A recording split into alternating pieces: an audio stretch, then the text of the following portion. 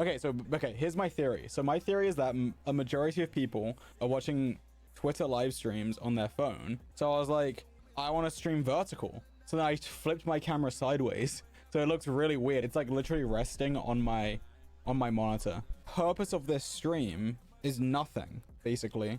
I kind of just like felt like streaming, but I didn't really have an idea. And I was like, wait, I can just go live here and like I don't care. Like I can just literally like not care about the content because like it's Twitter. But I'm assuming this is a bit less mainstream on here.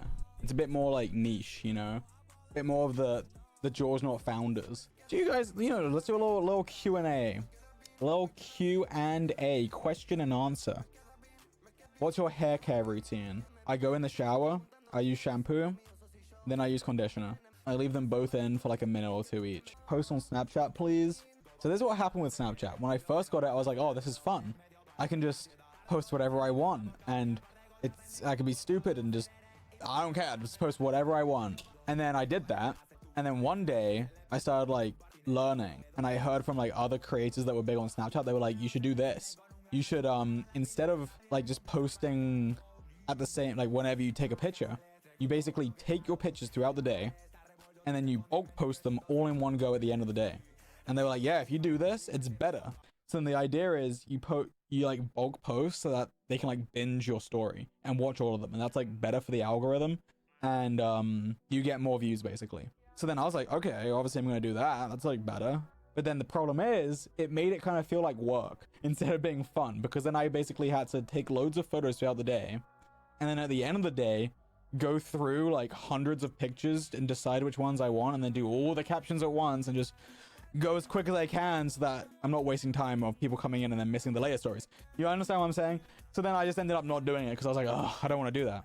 I got like too invested in the strategy, and I was like, I want to do this, and if I'm going to do it, I'm going to do it like the most optimal way.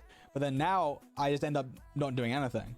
So you know what? I'm going to try and just post whatever I want and not care. I'll just YOLO it. Keeping it fun is good for me, because if I'm not enjoying something, I just don't do it. With certain things, if I'm not enjoying it, I'm just not going to do it. And the problem is I don't have a boss, so I can't get fired. I can't have a boss telling me you're gonna get fired if you don't post a Snapchat every day. You see what I'm saying? Like, this is the problem of being self-employed, is that it's easy to not do something. Post on the vlog channel. Mr. Beast is wrong. Here's another, okay, this is actually leads on from the exact conversation. I guess this is a lot of my problem. So like, Mr. Beast isn't wrong. Okay, he's wrong in a way, but he's not wrong in another way.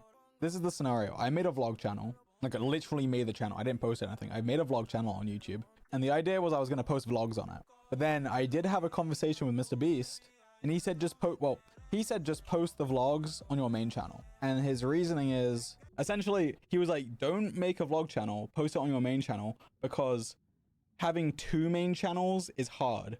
Having one main channel is already hard, and having two is even harder. So like, you shouldn't try to have two main channels. Because that was kind of what I wanted to do. I wanted to be posting, you know, like Minecraft videos on my normal George Not Found YouTube channel and vlogs on the vlog channel at the same time, like simultaneously. Which is interesting because like you see that with him, like he did do it. He used to have multiple channels, like Mr. Beast Gaming, Beast Reacts, and he shut them down. And I guess like in that time, you can like literally see his channel, like his main channel exploded.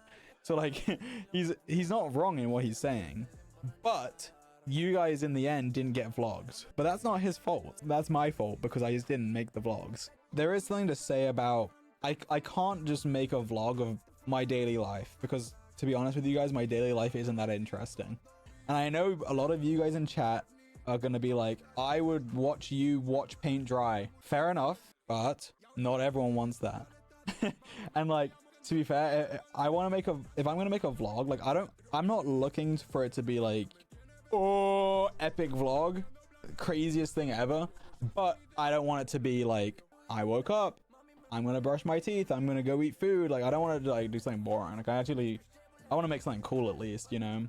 If I was actually posting vlogs like fairly consistently, I think I wouldn't mind at that point doing one that was like a daily day in the life of George Not Found or whatever. Do it day in the life of George. And it's like, that is like one video that's like a bit more boring, I guess, than what I would envision the other videos being. But like at that point, when there's like a catalog of other interesting vlogs, you can then do something like that because it's a bit more like, it's like a filler episode. Yeah, I think like my biggest downfall is just trying to do things in the best way possible, which then results in me doing nothing. Turn your IRL streams into vlogs. I don't really want to do that though. I like the way I do my IRL streams, but if I was to like edit that down into a vlog, to me at least, it would feel like an edited Twitch VOD. Like yes, I have done it. I had a whole channel where it was just edited versions of my streams. I actually didn't even edit those videos. I had an editor do it for me. And I basically just had that channel because it was like stupid not to. With like my main channel, for example, everything on there is unique. I've edited all the videos. I guess Dreams edited some of them. But like I've never had an editor for that channel. I guess that's a mild lie. I've had one editor help with one video, but I'm pretty sure every other video has either been edited by me or like a few of them by Dream. Okay, he edited the beating Minecraft before I freeze. I think he did that whole video. Do you pay Dream to edit your videos? No, I don't. But he doesn't edit my videos. But he edited that one. I think anytime he edited a video for me, there was something in return. I mean, it wasn't necessarily of equal value, I'll say that. But I think I actually saw a clip of it recently. I think he edited that beating Minecraft before I freeze video in exchange for me tryharding in MCC because we were on the same team. This is like a business meeting. Yeah, you know, this wasn't actually the vibe I intended for this stream, but I guess it has become quite businessy. What have you done in exchange for the latest video he's edited? Well, I don't think he's edited a video for me in a while. I don't know what, I think that might have been the last video he edited, which was 3 years ago.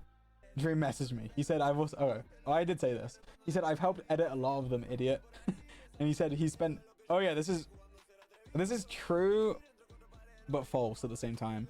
But he said, I spent days editing the VR video, which is true. Oh, he's typing. He's going to be mad at this. Okay, look, I'm going to say it anyway. I think this is true and false, what I'm about to say. He did, in fact, spend days editing it, but what he did actually was completely wasted because he edited it in Final Cut Pro and I edit in Premiere Pro, which you can't convert between the two of them. And basically, yeah, he spent days editing it. And then like the idea was that I was going to then take it and finish it. And that's actually literally the reason I bought my MacBook. Like I bought a MacBook like an Apple laptop or whatever, literally to edit that video from his Final Cut. And then I never ended up doing it. So I guess I bought that laptop for nothing, but it has been useful. Okay, he's typing more. He said, I also did like a third of the music selection and the entire first 12 minutes or something.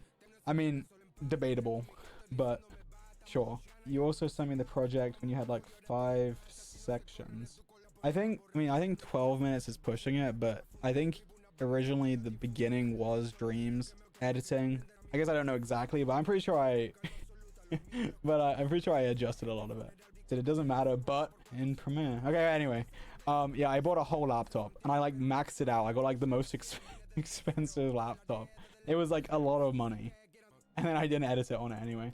I think in between him doing that, I had someone else edit it like the 50 hours down. Or maybe it was, no, it couldn't have been. Because yeah, like we could not find a way to convert between Final Cut and Premiere. Like we just could not. Because okay, I remember what happened. This is what happened. I got the laptop and I was like, it can't be too hard to learn Final Cut Pro, which to be fair, that's not, I'm sure. But like I'm at a point with Premiere Pro where like I'm very comfortable in the program. Like I know exactly what I'm doing. I know how to do anything and I can like do it very quickly. And when I started editing in Final Cut, I was like lost. I was like, I don't know what I'm doing. I have to Google every 5 seconds. Like this is so frustrating. I can't edit this video in like without knowing how to use the program intuitively. And yeah, I just like gave up on it. And then I had someone else edit down the 50 hours again, I guess, into like a few hours. And then I think, yeah, me and Dream like both kind of whatevered that version of it until eventually it was done. But I feel like with me, it's very easy for me to like get distracted with my work and not do anything. But if I'm doing my work with someone, it becomes a lot easier and I can do it. Like I've edited before in a call with Callahan. That was actually a good scenario because if you guys don't know Callahan, basically he doesn't talk with his voice, just types. So it's not like doesn't really distract me. So like I would just be in a call and screen sharing, and like he would also help. Like he would kind of give some like creative ideas, like, oh, you should do this, you do that, and like it just like helps, even if he wasn't giving the feedback or like ideas. Like just him being there, I don't know why, just in my brain I'm like, oh, I'm not alone. Well, actually, I think the feedback is helpful. I think that's a big part of it. Even if he's not giving ideas, I'm just like, oh, what do you think about this? Is this funny the way I did this? And he's like, yes. That's it. Like, that's good. Because also, I think that's another thing. There's like a million decisions when you're editing a video. Do I put this song here? Do I move it half a second forward? Do I put text here? If I do, what font? What color? Where? Does it animate in? Does it fade in? Does it... You know, there's like literally a million decisions. I think there's a thing called decision fatigue, actually, which supposedly, I mean, I remember looking at this a while ago, but like supposedly a lot of like CEOs of companies, let's say like Bill Gates, whatever, as an example, like someone like him has many decisions to make. And I'm going to read the definition of decision fatigue. Decision fatigue is exactly what it sounds like. You're tired of making decisions. The premise is that the more decisions you make, the more drained you become, which means you might put off or procrastinate decisions. I don't remember who it was, but there was like one of those like guys that like wears the same clothes every day. The idea is that that is one less decision that that person had to make in the day.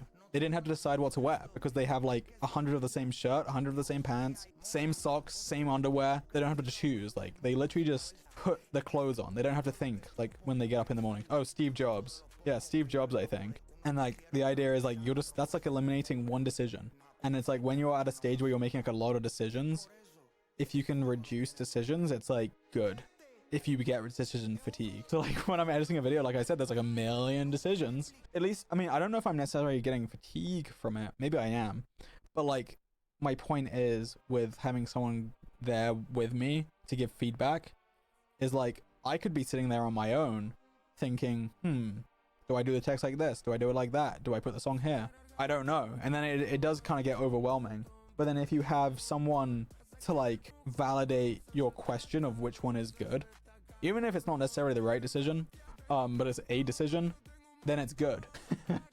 Callahan just messaged me. He said, you love me. Love is a strong word, Callahan. But yes, you have been useful, helpful in editing scenarios. I'll say that. This feels like a therapy session on the content you make. Yeah, I mean, I don't know. I don't even know what this stream is, honestly. I don't know what this is. I'm just yapping. But yeah, what I was saying is editing, there's a lot of decisions, and oftentimes that prevents me from editing. Oh, why don't I just stream then? Because yeah, that is a good point. Streaming is easy. Streaming is very easy. Well, okay, take that with a grain of salt. What I'm doing right now is very easy. Streaming is not as hard, in my opinion, as making a YouTube video. So like, if I wanted to just go live and, well, it's harder in a different way. So like streaming, at least for me, is very draining. Like it uses a lot of my energy. I'll stream for 1 or 2 hours and afterwards I need to like lay down. Like it's kind of like overwhelming. There's a lot I'm thinking about. I'm trying to like always be entertaining and like think of things to push the stream along. Like right now, this stream is, after this stream, I'm sure I'll be fine. Because this stream, at least for me, is very easy. Because I'm literally just sitting here talking. But like if I want to sit, like I'm not really trying to be entertaining right now. I'm essentially just having a conversation right now. Like this is very easy to me. But if I wanted to do like an IRL stream where I'm being crazy, I'm running around, I'm doing stupid things like that, or like, like any stream that involves higher energy from me, it requires a lot of my energy. And afterwards I'll literally like go lay down. Like I don't know if I've said this either, but like I remember back in the day when we used to do those like stream trains and we'd go back to back to back hours at a time. There were times where I would literally just like go lay down on my bed for like 5-10 minutes during the streams. Cause like, I'm just like, it's too much, I don't think you ever talk to us like this. Yeah, but honestly, probably not. Because like, to me, like, I don't mind doing this here. Because this isn't like, this is all like mental. That's the thing. Like, this is all like in my head, which is kind of funny to think about. Because like, it doesn't really matter. But like, I would never, well, yeah, I don't think I would ever really do this stream on Twitch. Or like, let's say hypothetically I streamed on YouTube. because to me, this stream is like I'm not expecting this stream to get a lot of like to do well statistically. It's funny, like I understand there's a lot of people that like this and this is what they want, but they're kind of like in the minority, which is fine. And like this kind of content is fine. It's just personally not what I want to do, because like this isn't fulfilling to me. Like honestly right now, like I like this right now. Like this is good. But like this is good, but I wouldn't do this often. And I wouldn't really want to do it on my Twitch channel, because it's just like the way I view the Twitch channel, for example, something like this stream, I don't want to do on Twitch, because that's where like the most eyes go for if I want to go live. And like an average George Not Found viewer, or an average person that clicks onto a George Not Found stream, doesn't really care that I have problems editing my videos. You get what I'm trying to say? Like I understand probably a lot of people watching this stream do. There's like, it's different demographics. Like if I upload a video on my YouTube channel talking about this, it probably wouldn't do well. And if it did do well, it would only be because like the video is formatted in a way where it seems like drama, or like it's like serious. It's like a serious talk, you know? Because I guess like it could do well, but I think only because it's different from my usual content, and they're like, oh, what's happening with George? Like he's doing a full camera video, something must be up. I think that's like the only reason why like it could possibly do better than like a normal video that I would post. But realistically it wouldn't do better. And then you don't post anything because you overthink it. Yes, there's a lot of overthinking, a lot of overanalyzing, and a lot of in the end then doing nothing. George, you're already super rich, your views don't matter. So this is something that is also interesting. I don't really think I'm motivated by money at this point, to be honest, which is probably a problem for me in terms of my output. Like I said earlier, I don't have a boss. No one's forcing me. I didn't want to say this earlier because it felt kind of like weird, but I guess now someone said it, I can say it, even though it doesn't really change it because I chose to read it. I'm in a position where like realistically, I don't need money, dare I say. Whenever I'm doing something now, like money isn't the reason. I'm not trying to like sound, you know, like whatever by this. What I'm trying to say is I don't have a boss, and like I don't need money to like live. Humble brag. Like I'm not really trying to brag, guys. I promise you. Like I mean famous people's net worth type thing is typically quite public. I'm sure people have a general idea of how much many like creators make. It's not really like a secret, but like my point is I don't have a boss. I don't need to make money. So like what motivates people to work? 99% of people that work, okay, this is like, I've made this stat up. I'm assuming most people that work for money. Is that bold to say? I assume that's the reason. They either work because they like it or because they get money, or both. Obviously there's people that make $1 billion a year and love it. There's people that make $1 billion a year and hate it. There's people that make $1 a year and love it, and $1 a year and hate it. There's everyone on every side of the spectrum of this, right? I don't know what I'm trying to say. What I'm trying to say is like, I think because of those reasons, and because of what I said with like, let's say this is really like boiling it down like very generically.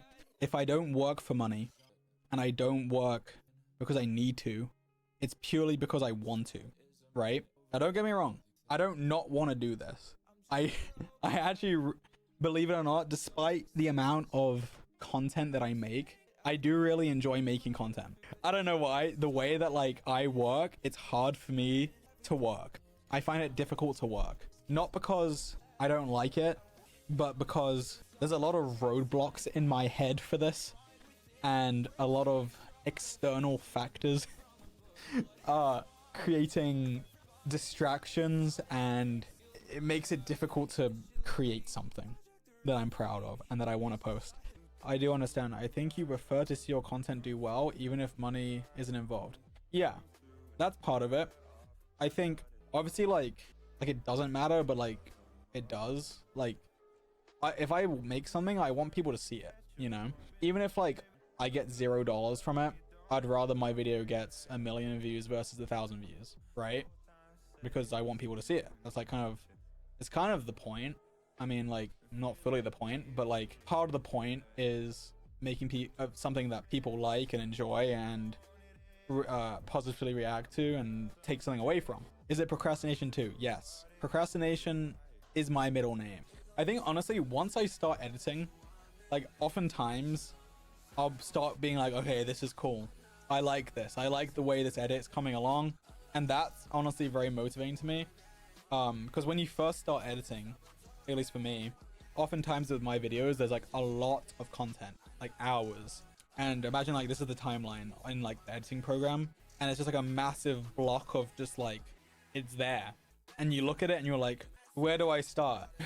Right? Once you kind of like start getting it down into like a place where the final product is kind of peeking through, or like I come up with a cool idea for something, then I'm like, oh, this is cool. Another big motivating thing for me is people's responses. Like I really like reading the comments on my videos when I post them. And even after I post them, I go back and look at comments, and like people just enjoying it and like seeing people's reactions on like even like Twitter, for example, or like replies on like an Instagram post or like anything. Just like seeing people's responses is very motivational. I think that's always kind of been something that I looked forward to with posting a video. Like every time I post a video, I'll like for hours afterwards just be reading the comments, like all of them. I used like for a while I used to read every single comment on my videos until it got to a point where there was like literally just too many and it's like impossible.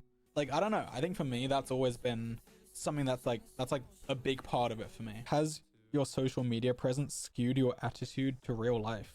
I know for sure it has changed how I am. I would say I become a lot more confident from doing content. Like if you watch my early streams, for example, I was very different. Like if you watch like, you know, like streams from, I don't know, 2020, I would say I was very different in that I was probably a lot more like timid, if that's the right word. I don't know. Maybe that's a bit like over the top. I don't know. For good or worse, I think it's for the better for sure. Yeah, I was shy and quiet. I was kind of like that in real life as well, with I think more often with people that I didn't know. So like I think I was always I think I am still pretty similar to how I was back then with people that I'm comfortable with. But like if I just, let's say I'm talking to a random person, what's like an example? Let's say you're at like a store and you're talking to like the cashier person. Like now, like it's not a problem. Like I guess I'm not going out of my way to talk to them, but like if they, okay, that's it sounds weird. If I'm not like gonna go out of my way to like start up a conversation with someone that I don't know, but like if they start a conversation with me, like I'm, you know, like more than happy to be enthusiastic in the conversation. Let's say before I was streaming, I went to go get a haircut. I would be very quiet and I would probably like not talk. Like obviously if they say something to me, I'll reply, but like, you know, I'd probably like, it wouldn't be like the most epic conversation, right? But now in a haircut scenario, like we'll be like talking the whole time. Like it's a full-on like conversation the whole time. How did you get more extroverted? I think by streaming. I think streaming did it. Specifically streaming, not necessarily YouTube, but like streaming. I think it was more when I started streaming with like other people as well. Another example that's good, doing like a school presentation. That was my biggest fear. I did not want to go in front of the class and talk about whatever I had to talk about. It was like, that was the most terrible thing. And now I'm imagining if I had to do that, I wouldn't care. It would be fine. In a way, this is a school presentation, what I'm doing right now. Is it different with a live audience? A little bit. I think that also helped me a lot, doing kind of like events like in front of a room of, I don't even know how many people were in those rooms. A couple hundred, I don't know. But like, I would still get a little nervous. I think the first time I was probably like actually nervous, but then like I wasn't nervous anymore. So like, yeah, like panels at like TwitchCon or something. After you do that a couple times, it's no longer like, yeah, I would still get a little nervous, but then after a few seconds, I'm like, okay, cool. Like honestly for me, like walking out and like appearing from behind the stage or whatever was kind of like the biggest problem. Not really a problem, but biggest problem for me, because I always felt kind of like awkward. Like I'd come out and like, it's me, like what am I meant to do? I'm just like it's just kind of awkward. Like I don't know what to do. But like after that like 5-10 seconds and you're like sitting down, it's like fine. Doing the drum sit I was actually very nervous for the first one especially. And I think that's because it was something new for me. I was very nervous for it. And I think that's because like it was like singing, and like I'm not good at singing.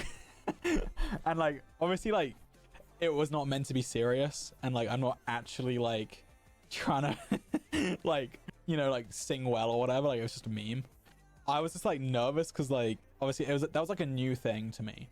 I didn't want to mess up the lyrics, and I did mess up the lyrics in the Orlando show. I think I forgot like a whole line or something. I just kind of stood there not saying anything. But I mean, it's fine, it doesn't matter. Then I did the second show in LA, and I think I was a lot less nervous that time than the first one, and I didn't mess up any of the lyrics. I think maybe like slightly, I don't remember, but it was like basically nothing. And I remember thinking after that, I was like, I want to go again. I want to do a third one. Whereas like the first two, I wanted to do it, but I didn't. Like I was like, I don't want to do it, but like I have to. But like I'm not trying to say I didn't want to do it. Like I wasn't forced into it. But like, you know what I'm saying? Like I was like nervous for it. But then after the LA show, I was like, I want to go again, and I want to make it better, because like now I was like confident in it, I think. And I was like, hey, now I can like properly perform it. I kind of like get the hang of it kind of quickly, and then I'm like, okay, I got this, and I like improve my confidence in it. And I think confidence is like a big thing in those kind of things. Singing on a stage in front of like, I don't even know how many people were in those shows, a couple thousand or something, I don't know. Okay, so what now? What do we talk about now? One Day or Day One, our song. No, honestly, like I actually like that One Day or Day One meme. Like I like it to a point where like it's actually like that's actually like a thing that I think about sometimes. It's kind of funny. One day or day one. Are you gonna start this thing one day, or are you gonna start it now? As someone that procrastinates a lot, that was something that I liked. It will be day one. Day one. And I guess that like helped me a few times try, you know, start editing. I actually I bought off of Amazon all of these post-it notes, which is a little bit overkill. But I bought them because I wrote one I wrote one day like 5 times on 5 different ones, and then stuck it on all of my monitors and like around my room, so that wherever I looked it said one day. No, it didn't say one day, it said day one. It said day one. Do I miss being in LA? I like LA. There's pros and cons to both LA and Orlando. Do I miss LA? No, I mean, I wouldn't say I miss it. Do I want to go to LA? Yeah. At the same time, it's like, it's kind of similar to being here. LA, there's obviously like a lot more going on in real life. There's a lot more to do there. There's like more stores, more restaurants, more people, more interesting things happen. But at the end of the day, if you're just like in your house, it's the same. Like here feels more homely to me. And I've like I'm more like integrated, if that makes sense. Do you ever miss London? I don't know either. So to me, like London is kind of like LA. It's definitely more interesting than Orlando. Like London's just kind of like better as a city, I would definitely say. And like I like that everything is close together in London, whereas in Orlando everything is kind of like far apart. If you could take your Florida house and friends anywhere, where would you live? That's a good question. I don't really know. I feel like I haven't really been to enough places to decide where I would want to live long term. But if we could pick this house and put it somewhere else, like pick this house up and put it somewhere else, that would be amazing. If we could just like teleport the house, that would be epic. I'd be like, let's go to LA with the house. Let's go to London with the house. Because like LA, London, and Orlando are the only places that I've really lived. Like I've been to other places obviously, but I don't know what it would be like to like live in other places. Were there any big differences you noticed between Florida and London? Weather is a big difference. It's hot here, it's humid. London, it's cold. Rains a lot. Tipping. Don't really tip in England. I guess in some scenarios you do, but tipping in America is kind of crazy, honestly, in my opinion. It's like everything is just 20% extra, basically, at least. The tipping culture, I guess, also transferred over to London. Like when I went to London for Christmas, I ended up tipping in some scenarios where like I definitely wouldn't have before. And it's like, it kind of like felt wrong not to for some reason. And I was like, wait, I'd be thinking to myself, am I meant to tip or not? Like, I don't know. And then I would just do it because I didn't want to like, like be a dick or something. But like, I'm pretty sure in London, you basically just don't tip. Like, I think there's like sometimes you tip, like you would tip maybe for a haircut. And when you tip, it's not really like typically, at least I don't think, I could be wrong. I haven't lived there for a couple years. And also back when I did live there, I typically wasn't going to places where you would tip. I basically just stayed in my house and ordered everything to the house. It's way better to tip because someone did a good job. In the US, your tip is because the wages are terrible. Yeah, I think that's how it is. Did you ever have a job before streaming? I guess I don't want to like go too deep, but I did have an IT related job at a business in real life that I basically did office work, organizing drawers and printing things out and whatever they needed, really. And that was basically my only kind of like real job. I had a lot of jobs where I made money like independently. Like I always kind of just like was doing my own things. Like I used to code for people. I was like a freelance software developer, I guess. Like I would code stuff for people. All of the times it was Minecraft plugins actually. So I made money like that. I was a like a hype beast reseller. I would go to like the Supreme drops, buy the clothes, and then go sell them for more. Like on the streets. It's kind of funny. Like at least in London, there's a whole like, well, okay, there's a whole reselling culture behind like, you know, those kind of brands like Supreme, whatever. But in London specifically, there's a park that's right near the Supreme store that people call the resale park. And basically, after every Supreme drop, everyone goes to that park, and it's like a marketplace basically.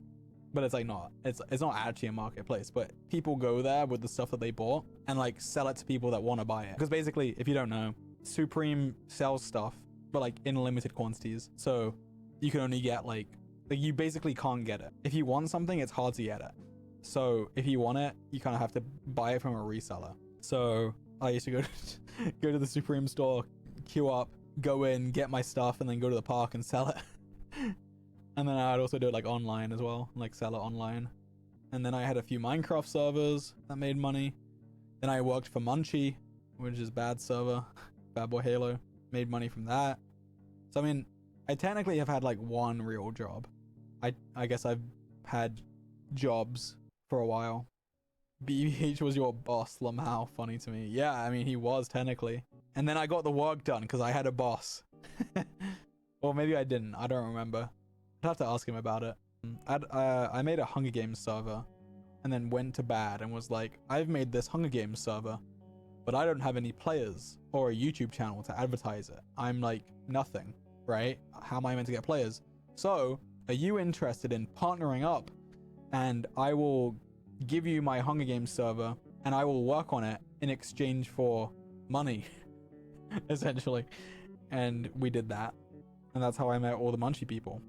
And that's how you met Dream. Yes, because Dream also worked on Munchie. First impression of Dream, I don't know, it's like 10 years ago. I don't remember. How did you find out you were colorblind? I don't know. I think my parents like found out. I think probably it was in school or something. They were like, color in blue, color in green, or color in orange, and I did it in some like random color. I don't know. Or I didn't know which one was which. I don't know. And then I think they probably took me to like an eye doctor or something, and they're like, yep, colorblind. I actually don't know. I've known from a very young age, I'm pretty sure. I don't think it was like I found out when I was like 15 or something. I think I was like literally like 4 or something. I have no idea. How many books have you read? Honestly, not very many. I'm not a big reader. I don't like reading. But I like the Harry Potter books. I've only ever read them once, but I've listened to the audiobooks like a lot of times because I used to listen to it on the way to school and the way back from school on the bus every day that I went to school. And when I finished all the books, I would start again. And I probably did it for a few years. I would say it was at minimum 2 years, maximum 4 years.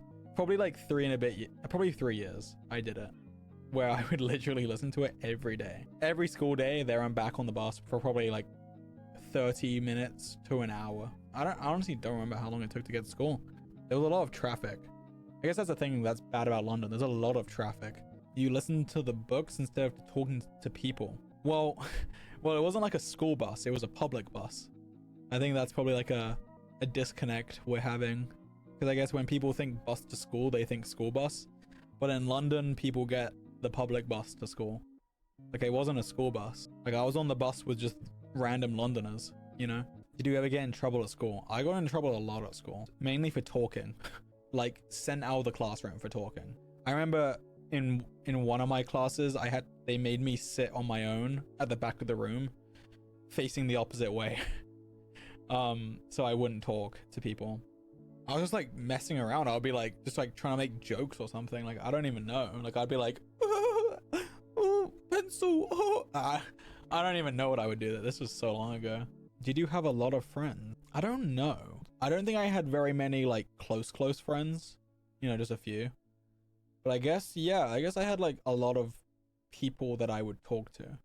Like, I wasn't really that like, I didn't like really go out and do things typically. Like, I would just go home. Like, I think, okay, when you're like an age, when you're like younger, you don't really go out with friends. You have like you go to people's houses, right? I did that when I was younger. Like, I'd go to like my friends' houses and like they would come to my house and stuff like that. And then when you get older, I guess you start going out and doing things like, I don't know, going to like a shopping mall or something. I don't know what people do. Because honestly, when I got to that age, I would just go home and play Minecraft. So, yeah, Minecraft kind of socially stunted me, should I say. No clubbing, no. I definitely did not do any of that when I was younger. I just kind of went home and played Minecraft with friends online. When did you start getting into coding? Okay, I had a friend that I met online that knew how to code Minecraft, and that was cool to me. I was like, oh, I like Minecraft. He can make it do whatever he wants. I don't know how to do that. And then one day there was like a poster on the wall at the school and it said coding club. I think I've told this before. And I was like, oh, maybe I should go and learn how to code so I can make Minecraft plugins. So then I was like, okay, let's go. And I went, and they were teaching Python, which is a programming language. And they were like, yeah, we're teaching Python. And I was like, I don't want to learn Python because that's useless for me. I want to learn Java. And the teacher was like, okay, well, we're teaching Python, but if you want, you can learn Java on your own and I'll like help you if you want. I was like, bet. Insane how many small life choices change the outcome of your whole life. Oh yeah, no, it's crazy. That one choice to go to that coding club changed my entire life. If I didn't go there, probably realistically none of this would have happened. I would be somewhere completely different, which is interesting. It is interesting. Butterfly effect. Self-taught king. Yeah, you know, I think that's cool. I like that I self-taught myself. I like that. If someone is trying to learn something and they don't really care for it, it's very hard to learn. But if they want to learn it, they can learn it. But yeah, if you're like trying to learn something that you're genuinely interested and passionate about, like it's so much different than if you're just like learning something because you're being told to do it. Are you pregnant? Absolutely. Absolutely. Can you tell? Have I got the pregnancy glow? I must, otherwise how could you have known? There, he said. Yep, I said it. Pregnancy confirmed in 2025. It finally happened. What's the best way to start learning? I'm like a real kind of like visual learner, so I like watching videos, but I guess it's like however you prefer to learn. Maybe you want to like get a book or something. But yeah, I mean, it just depends how like you learn best, I guess. But for me at least, I like watching videos on stuff, and I like to have kind of like an end goal in mind or like a purpose. Do any of you guys sleepwalk? I don't think so. I used to sleepwalk a lot, but I don't think I really do anymore. But yeah, I used to like wake up a lot and I'd be like outside of my bed. Whoa, I just saw something cool on Twitter. The Dream Updates Twitter account posted something about a mod that Dream is releasing in his next video, and it lets you scan stuff from your phone into Minecraft in a couple of easy clicks, and their results are quite cool. I would show it, but I'm too lazy. But the stuff looks actually kind of cool. Looks pretty good. It's kind of funny because I have tested this mod, but not with anything. Like, I haven't actually scanned anything. I just did it with an existing scan of Dream's office. So, like, I'd already kind of seen it, but like seeing it with real life things is cool. Nice job, people that tested that. All right, guys. Well, thanks for coming to my TED Talk. Virtual hug. There you go. There is your virtual hug. Bye. Bye. Bye-bye. Bye.